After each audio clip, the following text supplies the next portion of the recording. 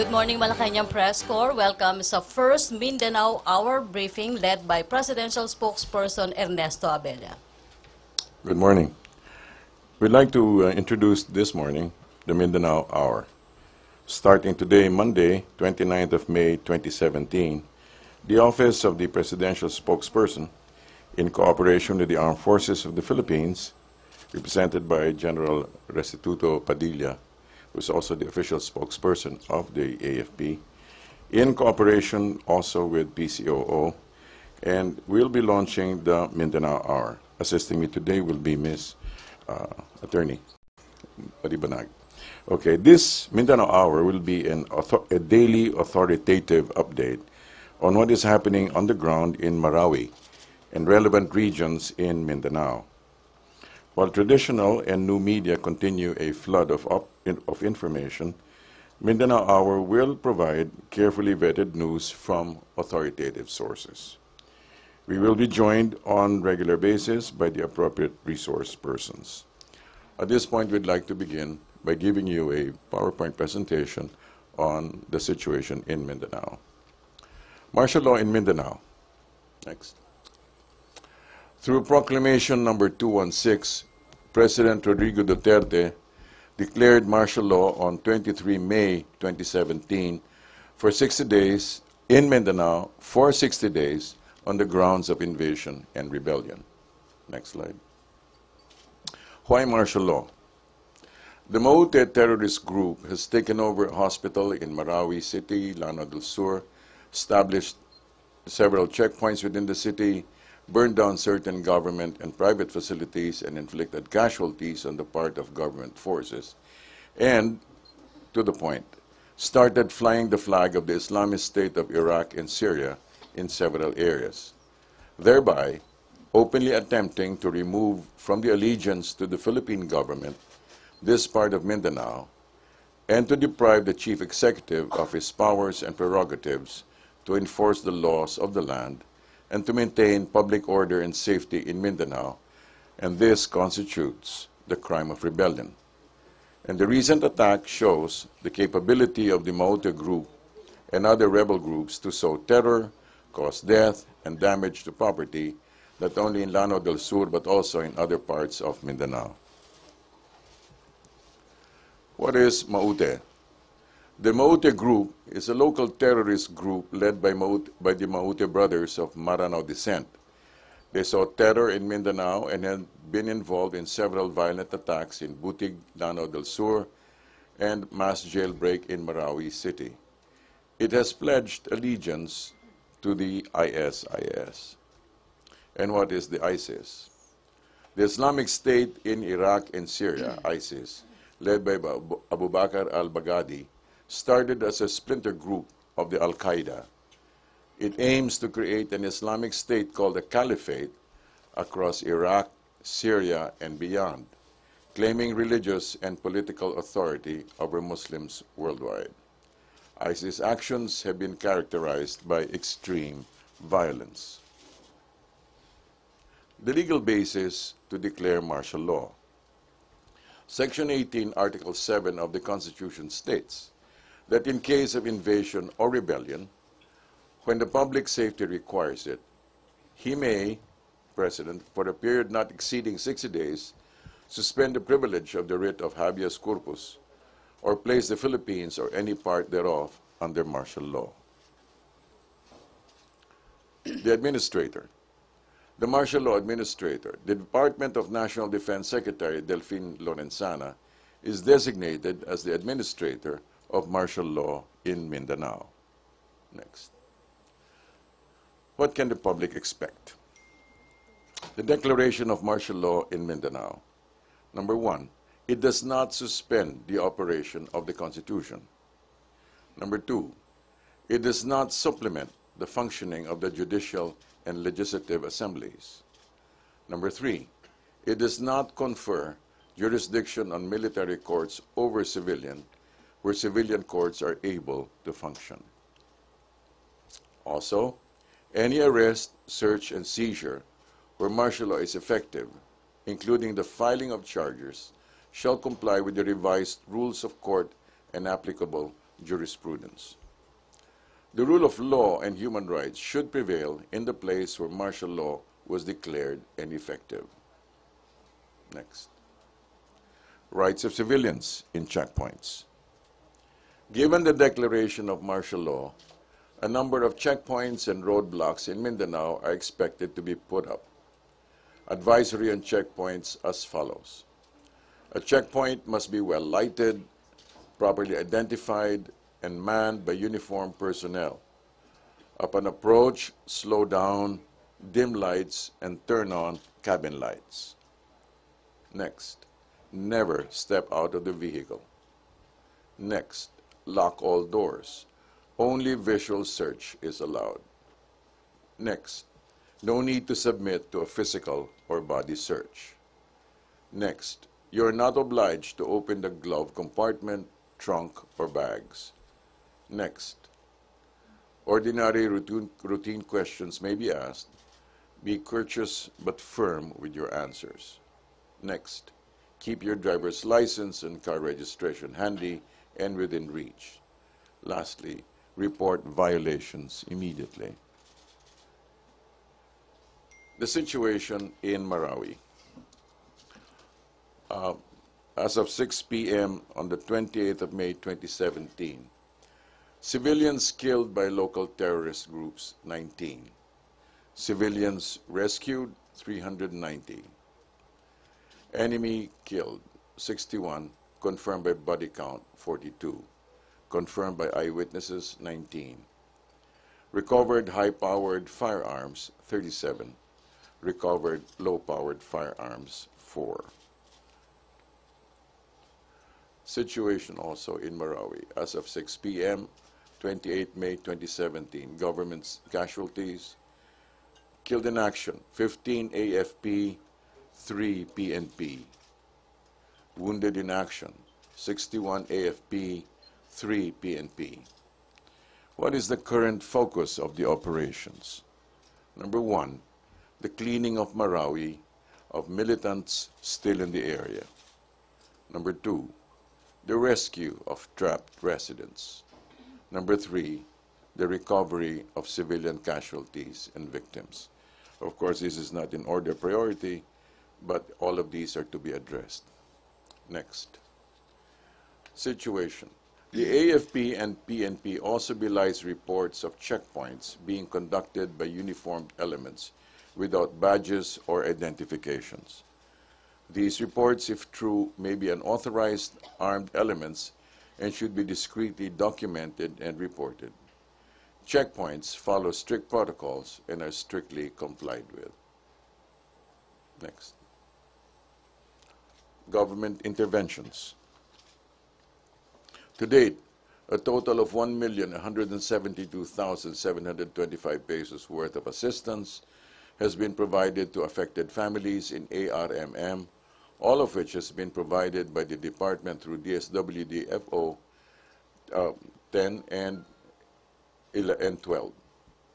As of today, there have been 12,509 families, or 59,665 persons, displaced in Regions 10 and ARMM, of which 1,018 families, or 4,278 persons, are still staying in 14 evacuation centers and staying outside the evacuation centers with their relatives or friends.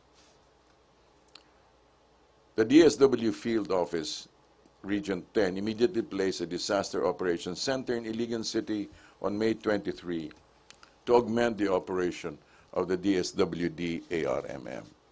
Next. The Department of Trade and Industry on May 25 enforced a price freeze on basic necessities and prime commodities in Mindanao after martial law was declared by the President. The price freeze covers regions 9, 10, 11, and 12, and Caraga. The price freeze is implemented for a period of 60 days as indicated in the declaration. The National Power Corporation, the NPC Mindanao Generation, NPC Mingen, declared that the operations of power plants in Marawi and Lanao area are normal. As of 10:20 a.m., May 28, 2017, the Lanao del Sur Electric Cooperative, or LASURECO, reported that, number one, the first district of Lanao del Sur, comprising 15 municipalities, is 100% energized. Number two, the second district of Lanao del Sur, comprising 16 municipalities, is 100% energized. And three, Marawi City is 40% energized. This ends the PowerPoint presentation. We're going to be entertaining just a few questions. Spokesperson Padilla is here. It will, of course, be... Pia Rañada, Rappler. Good morning. Sir, in Holo, the President mentioned that he would only end martial law at the say-so of the police and military. And then he mentioned that the Supreme Court and lawmakers would not know the situation on the ground. Some people have interpreted this as the President saying he will ignore any Supreme Court ruling saying that he should suspend martial law. Maybe just get a clarification from the palace. Is this what the President meant? The President meant that those who really are truly aware of the situation are the military and the police. This is not meant to bypass the Supreme Court or the legislative. It simply means to say that those who have true and accurate report on which he will depend on will be the military and the Philippine National Police. Sir, does he not trust the Supreme Court to also have their own experience with the law and being given powers by the Constitution to rule on petitions, for example, on the factual basis of martial law? What the President is actually saying is that the one that has accurate information regarding the activities on the ground, are those that he has already said he will trust. Thank you. Celerina Mundo. Sir, with such a statement from the President, does that mean that Properly, by the way, the Solgen will be the one to answer this, all right? But anyway, having said that. Does that mean that the Supreme Court and the Congress should rely only also from the report to be given by the police and the military? Well, they should be in dialogue. What do you mean they should be in dialogue? They should be in conversation, then they can continue to make decisions and they can continue to make recommendations. However, at the end of the day, the Solgen will be the one to give you a full answer to this matter. Thank you. Okay, follow-up question? To General Padilla, may we know, sir, how many militants were still there in Marawi City and the civilians being trapped there? Do you have any estimate? We don't have a complete number of trapped residents as well as remaining militants. The situation has been very fluid. There have been reported, we have initially received information of about 40 to 50 armed elements. But as you may have well known, the activities of the militants on the ground and these rebels have led to the freeing of over 100 prisoners in the jail, which they burned. So quite a number of those prisoners may have joined ranks with them because some of them were imprisoned for joining the group. We are also aware that there are sympathetic elements that may have been helping and may have also joined their ranks. So as to this exact number of terrorists still remaining, exact figures at the moment are not available. Sir, the problem has been there for, I think, 7 days already. So do you have any assessment like how big is your accomplishment already or how far are we from stopping or fully giving solution to this problem? Although we do not have a timeline, but we're seeking to end this as soon as possible, our ground commanders have assured that the end is almost there. So we hope to get clear results. We have complete control of the city, by the way, contrary to what is coming out in social media and other information, perhaps some fake news. It is not true that half of the city is controlled by the rebels. Totally untrue. The armed forces and the police and all our forces are in complete control of the city, except for certain areas of the city where they continue to hold. These are the subject of clearing operations that are continuously being conducted. Questions? Raymond Tinasa? Sir, good afternoon. Sir, kay General Padilla.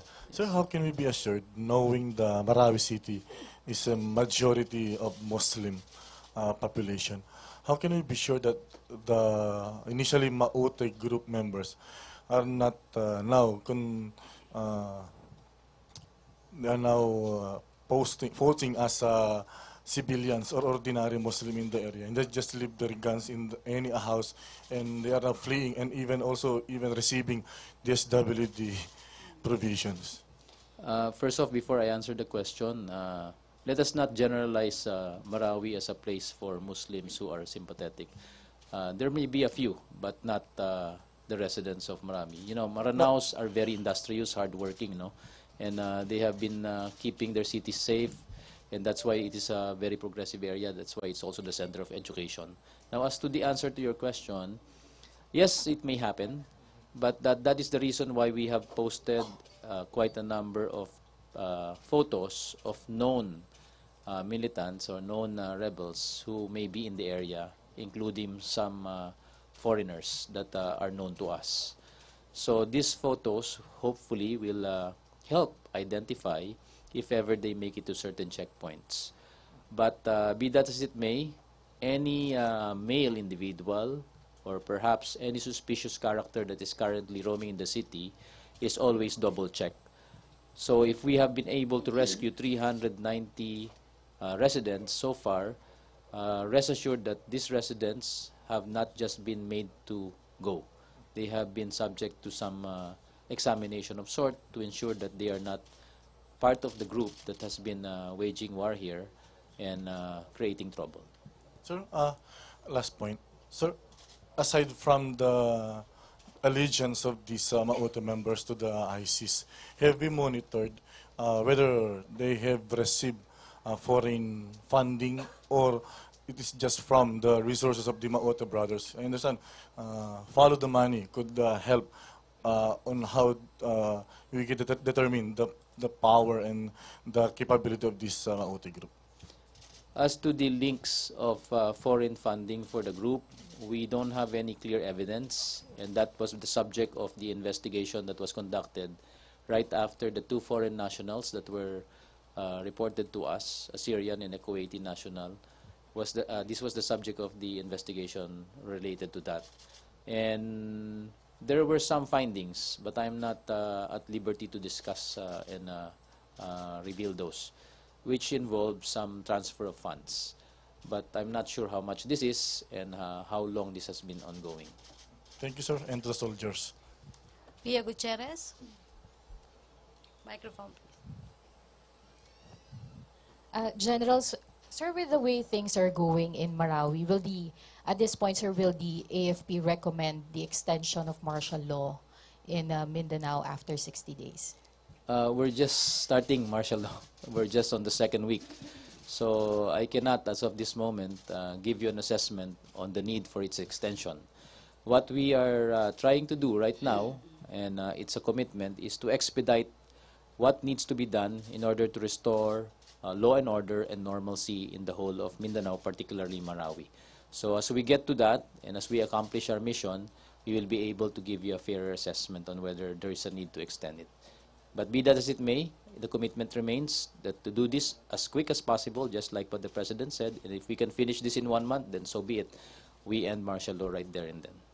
But sir, based on your initial assessment, will 60 days be enough? Well, to do hopefully. everything? That is why we keep on calling for public cooperation, because, you know, the secret to all this is to have the cooperation of the public. If the full cooperation of our citizens in the whole of Mindanao is obtained, then we can expedite the process of securing Mindanao on a daily basis. So as we get there, we will be able to give you a fairer picture. But again, our call for people to cooperate should be 100%. We cannot have a few still errantly doing their waste. So kung lahat tayo nagtutulungan, lahat tayo nagkakaisa dito, mas napapabilis po yung proseso na ibalik sa normal ang buong Kamindanawan. Sir, could you confirm several reports? Understandably, there have been many reports going around. But sir, could you confirm reports that all the airports in the country right now are now placed in the highest security alert? May mga ano ba tayo? Even before this emergency occurred, the airports, our seaports, have been under strict security. And we have just kept that. It's the same security posture. We may just have added a few warm bodies to ensure that we are able to cover all aspects of security in the ports, airports and seaports included. But there has been no drastic change to that. So parang heightened alert lang, sir? Heightened alert lang. Okay. Sir, kasi also, sir, can you confirm reports that an IED daw was apparently found inside a mall in Metro Manila yesterday? Maybe it's connected. We have with- not received any information of that sort, and from the reports that we gathered last night, there was nothing that mentioned anything about it. So it must have been fake. No information din, sir, about several Maute members being able to enter Metro Manila, ganyan. Wala pa rin. Wala pa rin. Yes, sir. Ted Vera, microphone. Good morning, General.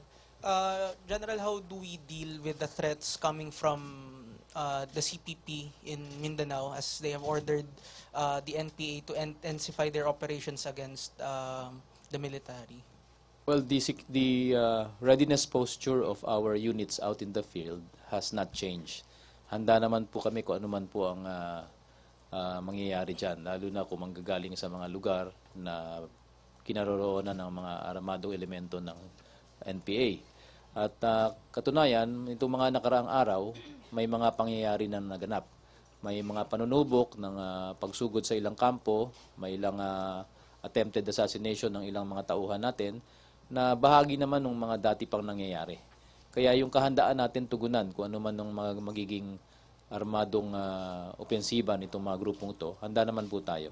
At ang nangingibabaw dito is yung pangangalaga ng seguridad ng mga nasa bayan natin, mga kanayunan natin, at yung mga nasa malalayong lugar. So, that is our primordial concern, to protect our people and keep the security in all these areas. Sir, are we also monitoring the operations from other groups such as the BIFF, sir? Oh yes, we are. The BIFF has been part of this incident in Marawi. They have been providing some sort of support, and they in fact have tried to cause some diversionary activities in the areas where they are right now. Thank you, sir. Christine, to be followed by Ms. Ross Cos.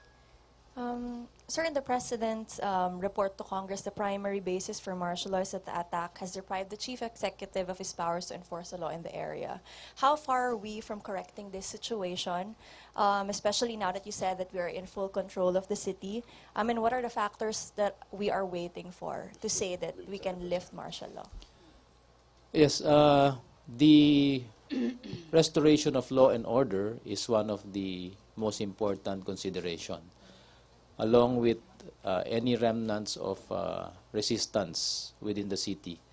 In the absence of any more resistance, there's no reason to have our presence there, but just to keep the security, and we will transfer the control of the city to our civil authorities.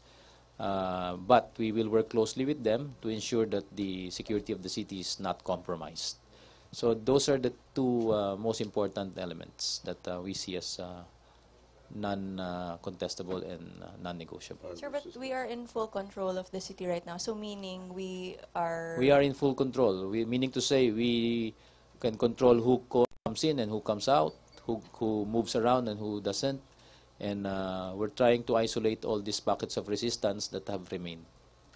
And in the aspect of the operations that we are conducting, it may seem that these are big activities, but there was a need to do surgical airstrikes because of strategically placed enemy presence. So we cannot do otherwise, because if we do not employ combat power as we needed it and saw it fit, we would prolong the clearing process, and we would endanger more lives, both civilian and military. Sir, can you say how many percent are we done with the clearing process? Are you allowed to say that? I am sorry, I do not have those figures, and I would hesitate to give you a figure right now. Thank you. Ross? Good morning, sir. Sir, ano po ang recommendation ng AFP sa recent statements ng Pangulo ini-encourage ang MNLF, MILF, and NPA forces to be soldiers and join in combating terrorism, sir? Yan ay panawagan ng Pangulo. I think na ginawa na niya noong araw pa na magkaisa na lang tayo, labanan natin ang ng united ang mga naninira ng ating bansa. Kasama na dyan yung mga armadong elemento na to. So, we have been successfully a partner of the peace process in regard to the MNLF and the CPLA.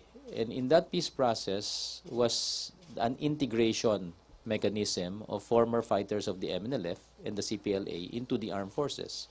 If such a mechanism is employed for the benefit of the MILF once we are done with our talks, then so be it, because these are all welcome developments that we have been doing with the two previous talks that we have had with the MNLF and the CPLA. So hindi po ito bago.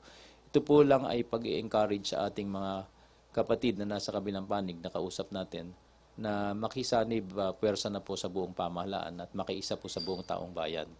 And truth to tell, karamihan po ng mga na-integrate sa atin, na mga MNLF fighters nung araw, mga bayani po natin sila. Marami pong nagbuwis ng buhay para po ipagtanggol ang kanilang mga lugar at ang kanilang mga units at ang kanilang mga kasamahan. And I can name a few, no? Yung isa doon, yung isang karpintero na tumutulong sa mamasapano, nagpapako ng bubong sa ibabaw, inisnipe ng isang BIFF. Muslim po ito, kapwa Muslim po at napatay. Bayani po natin yan. At ang kanya pong hangarin sana ay makatulong dun sa kanyang mga kababayan dun sa lugar na mamasapano, pero winakasan ng kanyang buhay. And so many others in Jolo, in Basilan, in Tawi-Tawi, and other parts of Mindanao who were former MNLF fighters but who have shown their mettle as warriors and as true heroes of this country. Also, I'd like to add to that, the offer of PRRD came after Governor Miswari wrote offering support. So, he sets an example of rising above self-interest to close ranks against a brutal foreign enemy, the ISIS, which is both anti-Islam and anti-Filipino, and thirdly, anti-humanity. So we appreciate that. It all depends on between the AFP and MN to how to best operationalize the offer. Thank you. Sir, hingi lang din po ng update kung meron pong mga lugar sa Mindanao na ka-lockdown, particularly sa Lanao del Norte. Confirm lang po namin kung may naka-lockdown po sa area na to, sir.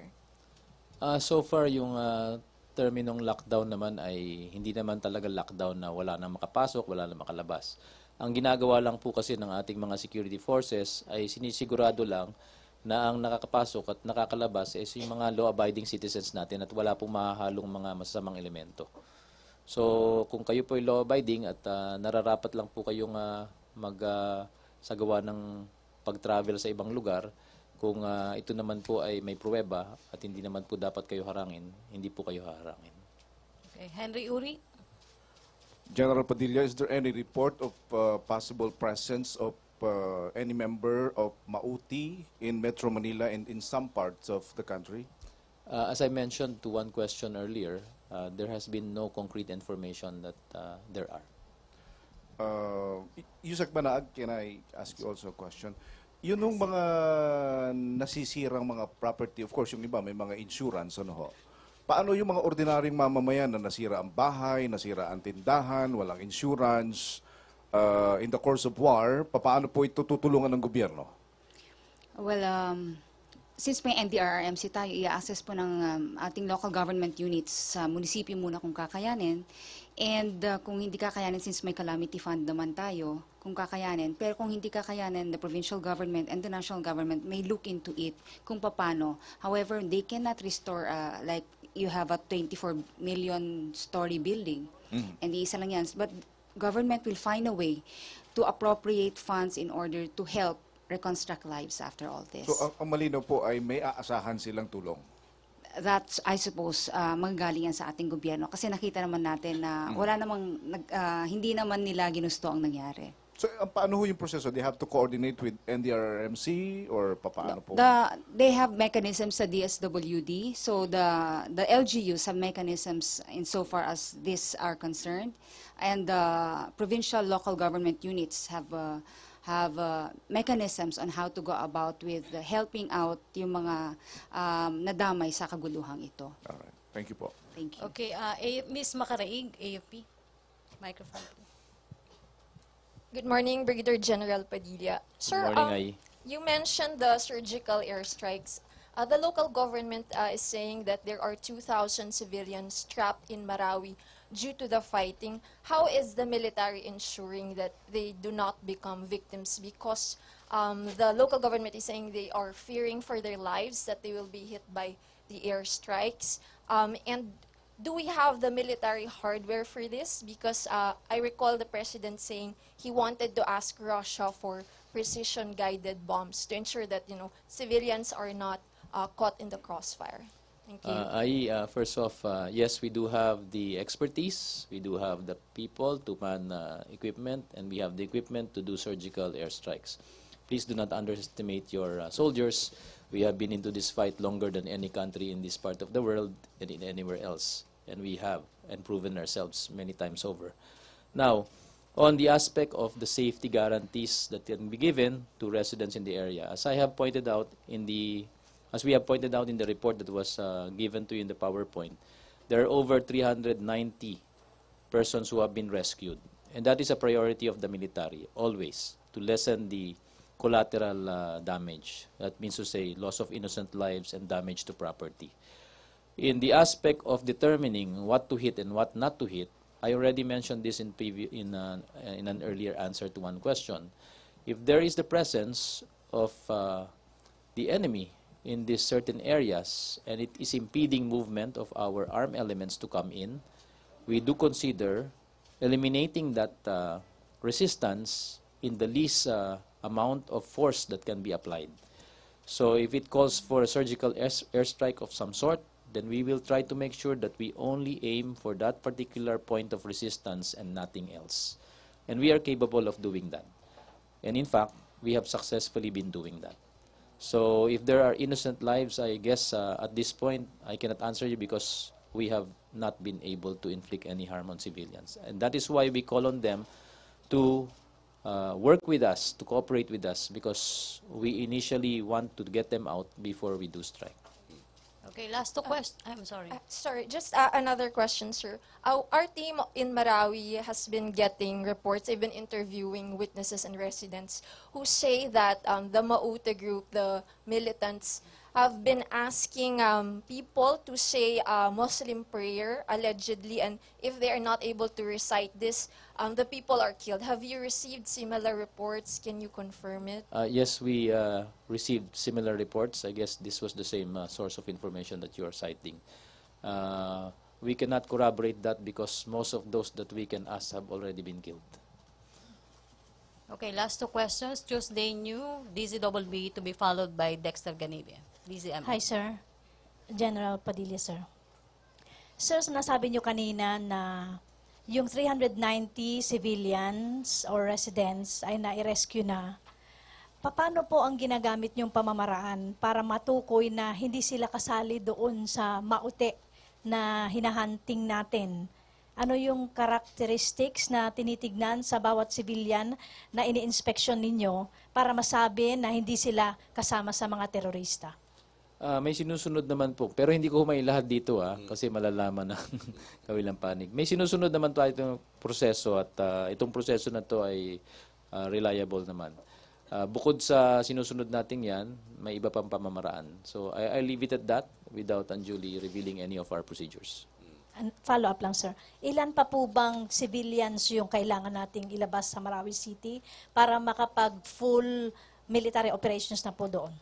Tulad ng sabi ko, nasa ilang bahagi na lang sila ng syudad. So hindi namin in-expect na maging malakihan pa yung operasyon. But be that as it may, we are ensuring, and we would like to ensure that the innocent civilians in the area are vacated. So we are doing this through a door-to-door kind of effort, through messaging through our civilian friends, through the local government who are actively supporting and helping our forces. So, kontrolado po ng local government ang Kapitolyo, ang munisipyo, at wala pong nawala sa kamay ng pamahalaan na pinagkukunan po ng pangangalaga ng buong syudad. So, yan po ay gumagana at patuloy na gumagana. Salamat po. Next, sir. General, good morning. Sir, nung bago magdeklara ng martial law ang Pangulo, as target ng surgical operation si Isnilon Hapilon dahil sinasabing nasa loob ng Marawi. Ano pong balita po sa kanya sa ngayon? Sa ngayon, may impormasyon at naniniwala kami na nariyan pa siya at maaring ito ang dahilan kaya ang pagdepensa sa mga ilang lugar ay nagiging matindi. So yun sir, lang po ang masasabi ko sa hanggat nandiyan siya, sir, talagang hindi ililan. Nasa interes po ng bayan, nasa interes po ng bawat mamamayan ng Marawi na makuha po siya. Last question, Tina Panganiban, GMA 7. To anyone po.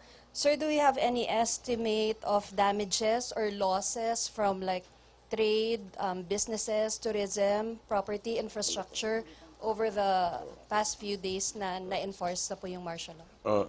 We don't have those statistics since it's been physically impossible to enter the place, but as soon as we can, we will also supply the added information. That was the last question, and we'd like to just reiterate the schedules. The schedules for Mindanao Hour are MWF, Monday, Wednesday, Friday at 11 a.m. And then Tuesday, Thursdays, we'll have the regular press briefing, but with short updates on Mindanao. Okay. And Saturday, Sunday, we'll have Mindanao updates through Radyo ng Bayan. Okay. So again, let me repeat. MWF will have the regular Mindanao Hour at 11 a.m. Tuesday, Thursdays, regular press briefing at 11 a.m. also, but will include short updates on Mindanao. And also Saturday, Sunday, also at 11 a.m. through Radyo ng Bayan, and we'll be supplying the same things. I will be supplying the vetted information. Anything else? Do you accept another question? All right, sige, with quick questions. Sir, sorry. Sir, I just would like to confirm if the President will push through or cancel his trip to Japan. There's no official word as of this moment, but we can come out with that sometime tomorrow. Sir, meron na po ba tayong name kung sino yung possible na i-appoint as a spokesperson in Maranao By the way, let me just clarify that, okay? That person will simply relay information that has been that has been released from here and will release it in Maranao. All right, okay? Okay. Come again. It's basically for Maranao people, Maranao-speaking populace. In other words, yeah. There you go. All right. Thank you, sir. Okay, Sure. thank you. Thank you, Presidential Spokesperson Ernesto Abella. Thank you very Thank you, much. AFP Spokesperson Restituto Padilla. Thank you, Sec Marie Banaag. Back to our main studio sa Radyo ng Bayan at PTV.